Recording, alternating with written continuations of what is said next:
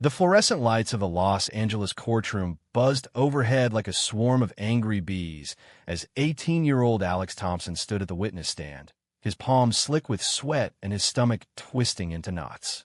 "So, Mr. Thompson, you're telling this court that you didn't bring this upon yourself with your chosen lifestyle?"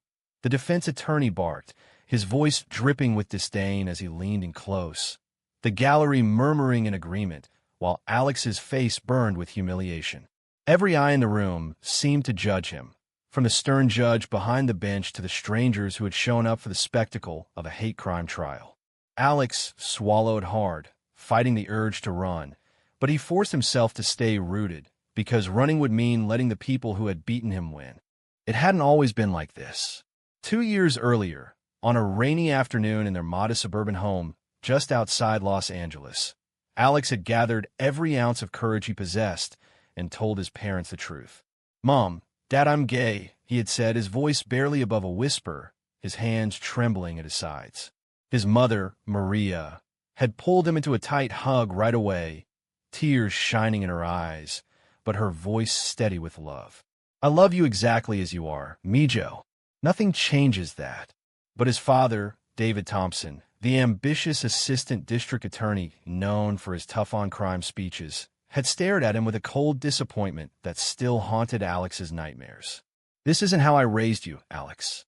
This changes everything." Within months, David had packed his bags, filed for divorce, and disappeared from their lives, leaving behind only a monthly check and a silence that felt heavier than any argument. Alex had spent nights staring at the ceiling, wondering if being himself was worth losing half his family. At Lincoln High School, the whispers started almost immediately after someone leaked a secret. His so-called best friend Mike had betrayed him by posting a screenshot of a private text conversation on social media, turning Alex into the target of hallway taunts and locker room shoves. "Freak, fairy, go back to where you belong." The words followed him like shadows. He tried to keep his head down, focusing on his grades and the college applications that promised escape, but the isolation grew until it felt like a cage.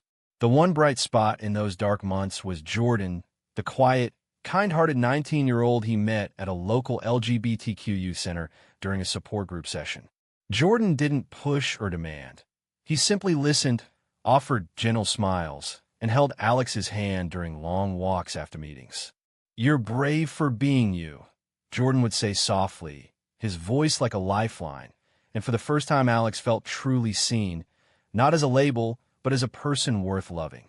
Their connection was pure, built on late-night talks about dreams and fears, shared ice cream runs, and the comfort of knowing someone stood beside him without judgment. But the bullying escalated one humid Friday night after a school dance. A group of football players cornered Alex in the dimly lit parking lot, their faces twisted with hatred as they hurled slurs and fists. He remembered the crack of his rib, the taste of blood, the way the world spun until everything went black. He woke up in the hospital with bruises blooming across his torso and a mother who refused to let the system ignore what had happened. "We're pressing charges, Alex. This was a hate crime, and they need to answer for it." Maria's determination gave him the strength to face the police reports, the statements, and eventually the trial that now had him trapped on the witness stand. As the defense attorney continued his barrage, twisting Alex's words and painting him as the provocateur, Alex's mind drifted back to the moment he had decided to fight back. It wasn't just about justice for the bruises. It was about proving to himself that his identity wasn't a crime. His mother sat in the front row, her hands clasped tightly, offering silent encouragement with her eyes. Jordan had wanted to be there too, but Alex had asked him to wait outside, not wanting to add more fuel to the fire. Yet even with support, the public shaming cut deep, reopening wounds he thought had begun to heal. The attorney's voice rose again. "Admit it. You were flirting, weren't you? That's why they reacted." Alex felt the room close in, the weight of every stereotype and prejudice pressing down until breathing became a conscious effort. He glanced toward the prosecution table, where the lead prosecutor sat reviewing notes, his face hidden in shadow. Little did Alex know that the man who would soon change everything was closer than he could imagine. The cross-examination dragged on for what felt like hours, each question chipping away at Alex's confidence until he wondered if the jury saw him as a victim or as the problem. When the judge finally called for a recess, Alex stepped down on shaky legs, his mother rushing to his side with a bottle of water and quiet words of pride. "You're doing so well, Mijo. Hold on just a little longer." Outside in the sunlit hallway, Jordan waited, pulling Alex into a brief, grounding hug that reminded him why he was fighting. "I'm here, no matter what," Jordan whispered, his voice steady and warm. Alex leaned into the embrace for a moment, drawing strength from the simple act of being accepted without conditions. But as they walked toward the cafeteria for a quick break, Alex couldn't shake the feeling that the worst was still coming. The trial had only just begun, and the secrets buried in his family's past were about to surface in the most public way possible. Back in the courtroom after the break, the tension thickened as the prosecution prepared to redirect. Alex took his seat again, heart hammering, unaware that the man in the prosecutor's chair, the one who had once walked out on him, was about to step into the light and rewrite the ending no one saw coming. The judge called the session back to order, and the defense attorney smirked, ready for another round. Alex straightened his spine, determined not to break, even as the whispers around him grew louder. This was his moment to stand for every kid who had ever been made to feel less than, and he refused to let fear win. Yet, deep down, the boy who had once begged for his father's approval still ached for something he thought was lost forever. The afternoon sun streamed through the tall courthouse windows, casting long shadows across the polished floors as Alex tried to steady his breathing during the short recess. His mother squeezed his hand under the table, her touch a silent promise that he wasn't alone, but the knot in his chest refused to loosen. Jordan had slipped into the back row for moral support, their eyes meeting across the room in a quiet exchange that said everything words couldn't. The connection they shared had grown slowly over the past year, starting with awkward group hangouts at the youth center and evolving into something deeper, more real. Jordan never asked for anything Alex wasn't ready to give. Instead, he offered patience and understanding, like the time Alex had broken down after a particularly bad day at school, and Jordan had simply sat with him on a park bench until the tears stopped. "Your heart is the strongest thing about you," Jordan had told him then, and Alex had believed it enough to keep going. Flashbacks flooded Alex during those quiet moments. He remembered the first time he and Jordan had shared a real conversation about the future. They were sitting on the hood of Jordan's old blue sedan after a movie, the city lights twinkling below them like distant stars. "I used to think being gay meant I'd always be alone," Alex had confessed, his voice cracking. Jordan had turned to him, eyes soft in the moonlight. "You're not alone anymore. We'll figure out together, one step at a time." That night had marked the beginning of something beautiful, free of pressure, built on trust and shared dreams of college and a life where they could walk hand in hand without fear. Their relationship became Alex's anchor, a safe space where he could laugh about silly things or cry about the weight of hiding who he was for so long. But the attack had shattered that fragile peace. The hospital room still lingered in his memory, the sterile smell of antiseptic mixing with his mother's worried whispers as doctors examined his cracked rib and stitched a cut above his eye. "They call me names before they hit me," he had told the detective, voice hoarse. "They said I deserved it for being what I am." The words had felt like poison leaving his body, and filing the report had been both terrifying and liberating. His mother had stood by him through every interview, every lineup, every painful recounting. "This isn't your fault, Alex. We're going to make sure they pay." Her strength inspired him. Yet he couldn't help wondering if his father, wherever he was, even knew what had happened to his son. School had become unbearable after the news of the charges spread. Some classmates offered awkward support, but others turned away, afraid of association. Mike, the friend who had outed him, avoided eye contact in the halls, guilt written across his face, but the damage was done. Alex had confronted him once in the parking lot after class. "Why did you do it, Mike?" "I trusted you." Mike had shrugged, eyes on the ground. "I thought it was funny at the time. I'm sorry, man." The apology felt hollow, another betrayal layered on top of the physical scars. Yet Alex chose not to press charges against his old friend, focusing instead on the bigger fight ahead. Forgiveness wasn't easy, but holding on to anger only hurt himself more. As the trial resumed, the defense called its first witness, one of the attacker's friends who painted Alex as the instigator. He was always staring, making comments. The boy lied smoothly. Alex's hands clenched in his lap, the injustice burning hot. The prosecutor, a tall man with salt and pepper hair and a commanding presence, objected sharply each time the testimony veered into speculation. Alex studied the man briefly, something familiar in the set of his jaw, but he pushed the thought aside, too focused on surviving the day. When the judge dismissed the witness, the prosecutor stood, his voice steady and powerful as he began redirect examination. "Mr. Thompson, can you describe for the jury exactly what happened that night, without embellishment?" Alex took a deep breath and spoke, his words clear despite the tremor in his voice. He recounted the slurs, the punches, the fear, and the way he had curled up on the asphalt praying it would end. The courtroom fell silent, the weight of his truth settling over everyone. During another short break, Jordan met him in the hallway, their fingers brushing in a quick, hidden gesture of support. "You're incredible up there," Jordan said softly. "I'm so proud of you." Alex managed a small smile, the first real one all day. Their relationship had taught him that love didn't have to be loud or dramatic. Sometimes it was just showing up, listening, and believing in someone when the world didn't. They talked quietly about normal things, like Jordan's upcoming classes at community college and Alex's plans to apply for scholarships, small dreams that felt possible again. Maria joined them, her presence warm and steady, reminding Alex that family could be chosen as much as it was given. Yet the cracks in his confidence remained. That evening, back at their apartment, Alex sat on his bed staring at an old photo of him and his father from a fishing trip years ago. "Why did you leave, Dad?" he whispered to the empty room.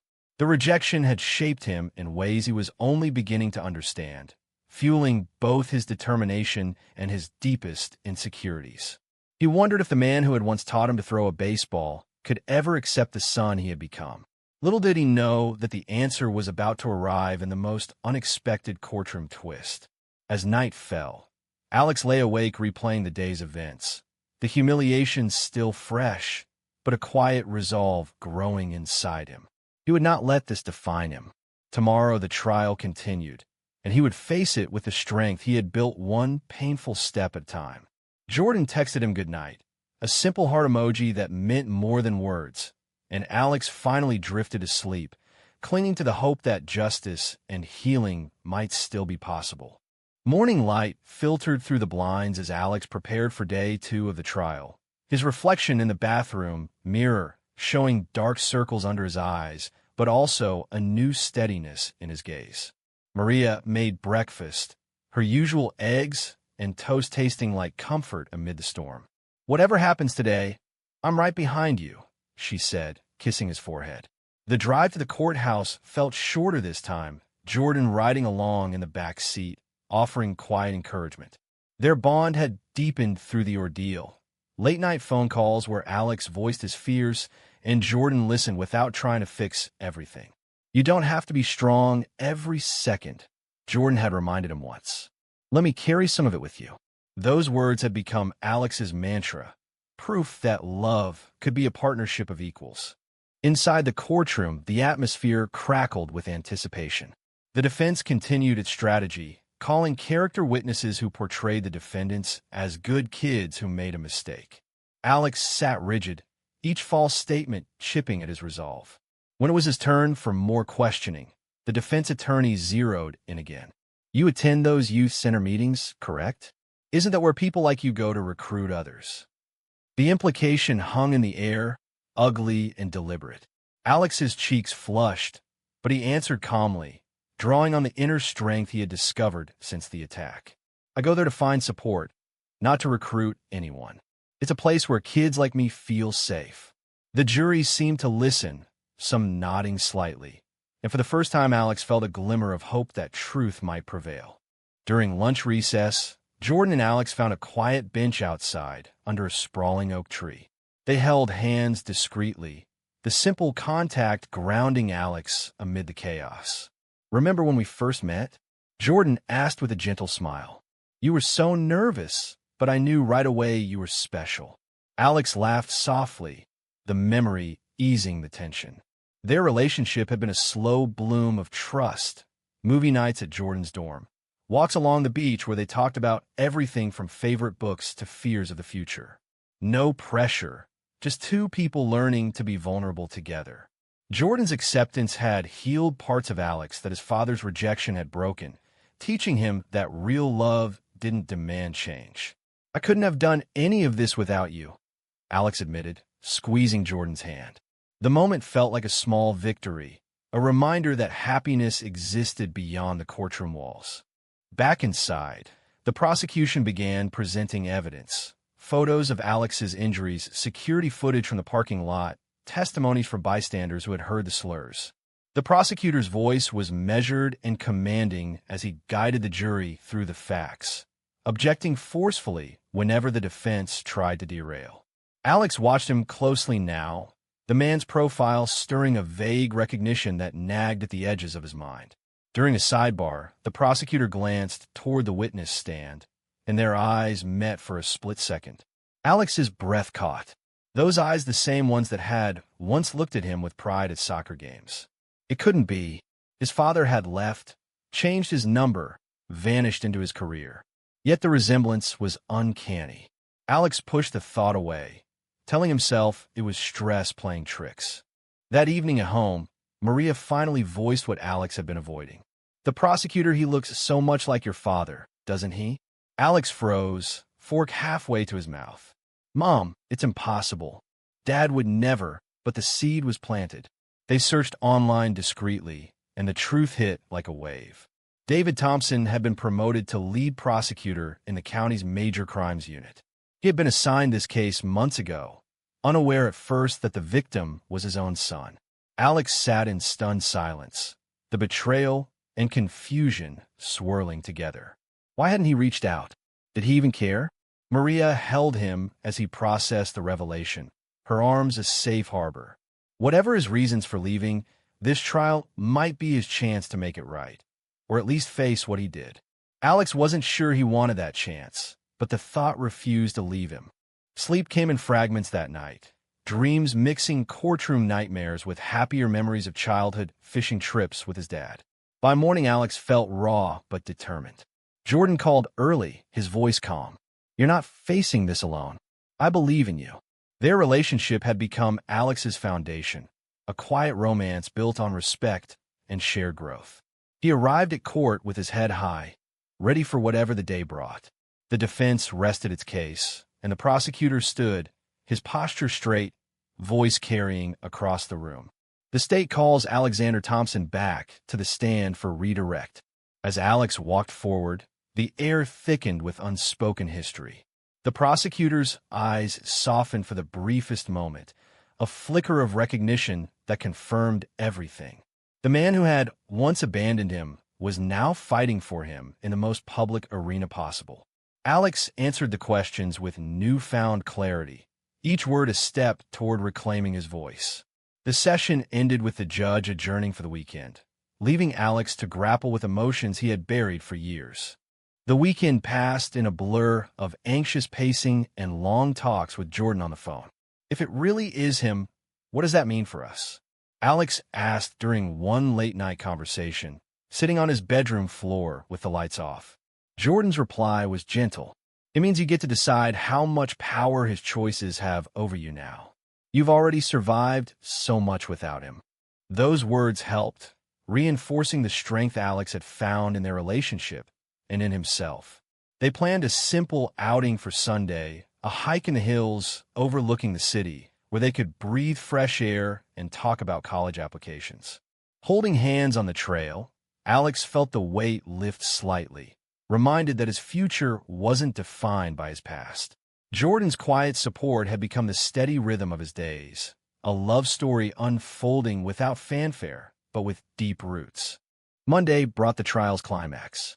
The courtroom was packed, reporters lining the back rows as closing arguments approached. The defense delivered a final plea, framing the attack as a misunderstanding between boys. Alex's stomach turned, but he held steady. Then the prosecutor rose, his presence commanding the room. Ladies and gentlemen of the jury, this case is not about lifestyle. It is about violence fueled by hate, about a young man who had every right to walk to his car without fear. His voice carried conviction, but when he turned slightly toward Alex, something shifted. The defense had one last surprise, calling Alex back for a brief recross. "Tell us, Mr. Thompson, did your own father approve of your choices?" The question was a dagger, meant to discredit. Alex froze, the room spinning. Before he could answer, the prosecutor stood abruptly. "Objection, Your Honor. And for the record, this young man is my son." The words landed like thunder. Gasps rippled through the gallery. Alex's head snapped up, locking eyes with the man he had once called Dad. David Thompson's face was calm, but his eyes held years of regret. "I left because I was scared and wrong. But Alexander Thompson is my son, and I will not let anyone use that truth to hurt him again." The judge banged the gavel for order, but the damage, or rather the healing, had begun. Alex sat stunned, tears blurring his vision as the weight of public acknowledgement washed over him. The defense attorney sputtered, the jury stared, and Maria covered her mouth in shock from the front row. Jordan, in the back, smiled through his own tears, proud and supportive as always. The remainder of the day blurred into legal formalities, but Alex heard little. During the next recess, he stepped into the hallway on shaky legs, where David waited, hands in pockets, looking older than Alex remembered. "I know I don't deserve a conversation, but I couldn't stay silent anymore," David said quietly. "Seeing you up there, so strong it broke me. I've followed your life from afar, regretted every day I missed." Alex listened, emotions crashing like waves. Anger, relief, confusion, all fighting for space. "You left me when I needed you most," he replied, voice steady. "But today you stood up for me in front of everyone. That means something." They didn't hug. Not yet. The wound was too fresh. But the door had cracked open. Jordan met them both afterward, offering a handshake to David and a supportive arm around Alex. "You handled that like a champ," he told Alex later as they drove home. Their relationship had grown stronger through the fire, proving that love could weather storms when built on honesty. Maria welcomed the tentative family shift with cautious hope, cooking a simple dinner where conversation stayed light, but healing began.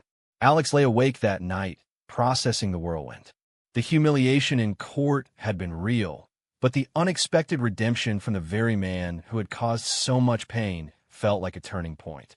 He thought about the choices that had led him here, coming out despite fear, pressing charges despite doubt, trusting Jordan despite everything. Each decision had shaped the man he was becoming. The trial wrapped the following day with a swift guilty verdict on all hate crime counts. The courtroom erupted in quiet applause as the judge set sentencing for later. Alex stood tall as the defendants were led away, a sense of closure settling over him like a warm blanket. Outside, reporters swarmed, but David stepped forward protectively, shielding his son with a simple statement. "Justice was served today for my son and for every young person who deserves to live without fear." The words, spoken publicly again, carried weight that healed old fractures. Alex didn't speak to the press. He simply walked away with his mother and Jordan, the three of them sharing a quiet meal at a nearby diner where laughter came easier than it had in months. In the weeks that followed, Alex and David met several times in neutral places, coffee shops and parks, conversations starting awkward but growing honest. David shared his own struggles with expectations, the pressure of his career, and the fear that had driven him away. "I thought I was protecting you from a world that wouldn't accept you, but I was the one who failed to accept you first." Alex listened, asking questions, setting boundaries. Forgiveness wasn't instant, but understanding bloomed. Their relationship rebuilt slowly, one honest talk at a time, David attending Alex's high school graduation and cheering louder than anyone. Jordan remained the constant, their romance deepening into plans for community college together. They spent evenings studying side by side, weekends exploring Los Angeles beaches, hands linked without hiding. "You've grown so much," Jordan said one sunset evening as they watched waves crash. "I'm lucky to walk this path with you." Alex leaned into him, grateful for the gentle love that had carried him through darkness. The experience taught him that identity wasn't a burden, but a strength, that family could be reclaimed, and that true acceptance started within. Maria watched her son flourish, her own heart lighter. The community that had once whispered now offered support, inspired by the very public trial. Alex even spoke at the youth center, sharing his story to help others. "I was humiliated in court, but that moment when my father called me son changed everything. It showed me that courage comes in many forms." The audience listened, moved, and Alex left feeling lighter than ever. Months later, Alex stood on the stage at his high school graduation, diploma in hand, scanning the crowd for familiar faces. His mother waved proudly from the third row, Jordan beside her with a grin that lit up the auditorium. David sat a few seats over, clapping with genuine pride, their relationship still mending but stronger every day. After the ceremony, the four of them gathered for photos in the sunny courtyard, laughter mixing with hugs. Alex pulled Jordan aside for a quiet moment under a blooming tree. "Thank you for believing in me when I didn't," he said softly. Jordan smiled, their fingers intertwining. "We did this together." The embrace that followed felt like the happy ending he had fought for, full of promise and peace. Life moved forward with college applications, part-time jobs, and quiet dates that built a future Alex once thought impossible. The trial scars faded, replaced by resilience and deeper connections. David became a regular presence, attending family dinners and even joining Alex and Jordan for a baseball game. Awkward at first, but filled with potential. Alex had learned that growth came from facing pain head-on, choosing forgiveness where possible, and surrounding himself with people who saw his worth. The journey from courtroom humiliation to public acceptance had reshaped not only his family, but his own heart. True or false? A single act of public acceptance can truly heal years of hidden rejection.